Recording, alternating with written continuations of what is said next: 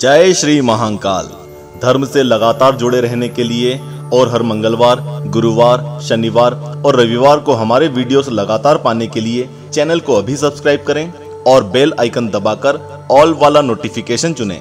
क्या होते हैं ब्रह्म राक्षस और इतिहास में उनका उल्लेख कहाँ मिलता है? ब्रह्म राक्षस शब्द सुनकर ही बड़ा अजीब सा लगता है और मन में सवाल उठता है कि अगर यह राक्षस है तो फिर नाम से पहले ब्रह्मा जैसा देवीय शब्द क्यों जुड़ा हुआ है? हिंदू धर्म में मनुष्य के कर्मों के अनुसार मरने वाले लोगों को 7 श्रेणियों में बांटा गया है, जो कि भूत, प्रेत, पिशाच, ब्रह्म राक्षस, बेताल और क्षेत्रपाल होते हैं।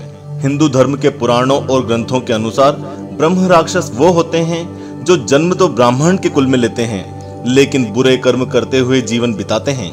मृत्यु के बाद उनकी आत्माएं भटकती हैं और राक्षस योनि का हिस्सा बन जाती हैं। पुराणों के अनुसार ब्राह्मण का जन्म इसलिए होता है कि वह अपने ज्ञान से दूसरों को प्रशिक्षित कर सके और समाज को अज्ञानता के अंधकार से निजात दिलाए। लेकिन अगर ब्राह्मण उस ज्ञान का उपयोग दूसरों को ठगने, अपनी इच्छाओं और कामनाओं की पूर्ति करने के लिए या धन इकट्ठा करने के लिए करते हैं, तो वो अपने मार्ग से भटक जाते हैं और मृत्यु के बाद ब्रह्म राक्षस बन जाते हैं।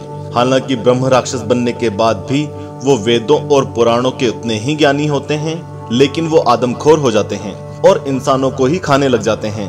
इस तरह वो ब्राह्मण और राक्षस का मिश्रण बन जाते हैं। इसके अलावा भी बहुत कारण बताए गए हैं जिनके कारण कोई भी मनुष्य ब्रह्म राक्षस बन सकता है। हिंदू धर्म के पुराणों में इसके बारे में विस्तार से लिखा हुआ है, जिसके बारे में आज हम इस वीडियो में जानेंगे। स्वागत है आपका आस्तिक स्पिरिचुअल सीक्रेट्स में।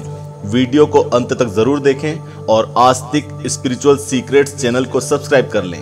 ब्रह्म राक्षसों की मुक्ति के बारे में श्रीमद् भगवद गीता में लिखा है कि ब्रह्म राक्षसों की मुक्ति का मार्ग बहुत ही आसान है।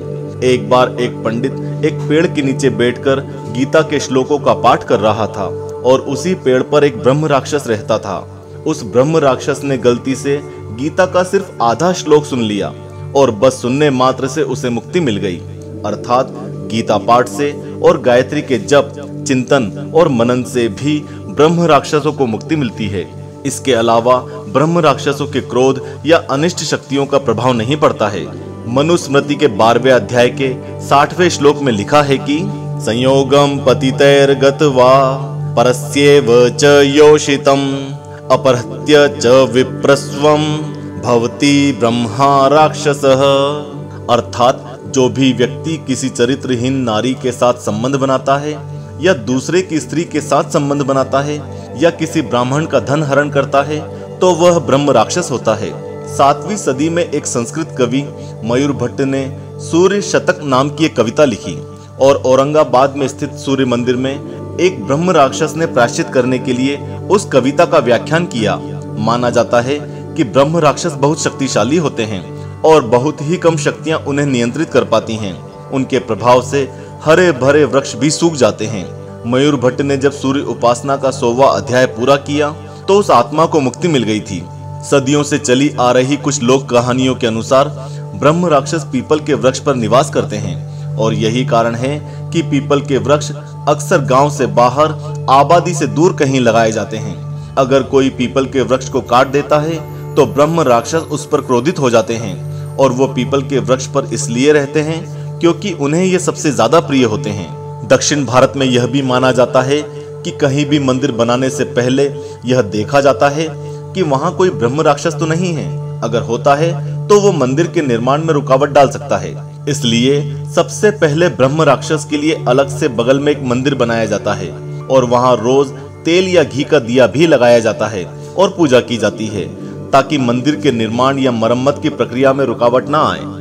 माना जाता है कि ब्रह्म राक्षसों के पास बहुत शक्तियां होती हैं और वो किसी पर प्रसन्न हो जाएं तो उन्हें वरदान दे देते हैं और अगर गुस्सा हो जाएं तो उस पर दुखों और समस्याओं का पहाड़ टूट पड़ता है। ब्रह्म राक्षसों से जुड़ी एक और कहानी है। केरल के थिरुनाकारा शिव मंदिर के पास अलग से एक ब्रह्म राक्षस का मंदिर भी है और उसी से यह कहानी जुड़ी हुई है। एक बार वहां के राजा का एक बहुत करीबी दोस्त था जिसका नाम मूस था। हालांकि राजा इतना रूपवान नहीं था, लेकिन उसका दोस्त बहुत ही रूपवान और सुडौल शरीर वाला था और उसके रूप रंग से मोहित होकर वहां की रानी को उससे प्रेम हो गया। जब राजा को इस बात का पता चला तो वह आग बबूला हो गया और उसने तुरंत अपने सैनिकों को मूस को मारने का हुक्म दे दिया। लेकिन गलती से सैनिकों ने वहां के एक पुजारी को मार दिया और इस वजह से पुजारी की पत्नी ब्रह्म राक्षस बन गई और वहां के लोगों को दुखी करने लगी। उसकी आत्मा को शांत करने के लिए राजा ने अलग से ब्रह्म राक्षस के लिए मंदिर बनवाया था और वहां के लोगों ने उसकी पूजा करना शुरू कर दी। उसके बाद से ब्रह्म राक्षस ने उन्हें परेशान नहीं किया। ब्रह्म राक्षस भारतीय कहानियों जैसे कि सिंहासन बत्तीसी, पंचतंत्र और लोक कहानियों का हिस्सा रहे हैं। माना जाता है कि वो बहुत ही विशाल और डरावने रूप के होते हैं और उनका सिर एक राक्षस की तरह होता है और सिर पे ब्राह्मण की तरह चोटी होती है। ये पेड़ पर उल्टे लटके रहते हैं। इन्हें आप विक्रम बेताल की कहानी के बेताल की तरह मान सकते हैं। तो दोस्तों, यह थी ब्रह्म राक्षसों से जुड़ी कुछ बातें जो आपको पसंद आई होंगी। ब्रह्म राक्षसों पर कई टीवी सीरियल, फिल्म और कहानियां भी बनी हैं और इनके बारे में कई तरह की भ्रांतियां और अंधविश्वास भी फैले हुए हैं। आप कमेंट करके बताएं कि आपको क्या लगता है। अगर आपको यह वीडियो अच्छा लगा हो तो आप हमारा चैनल आस्तिक स्पिरिचुअल सीक्रेट्स सब्सक्राइब जरूर कर लें और हिंदू धर्म से जुड़े ऐसे इंटरेस्टिंग वीडियोस देखते रहें। ओम नमः शिवाय। जय श्री महाकाल।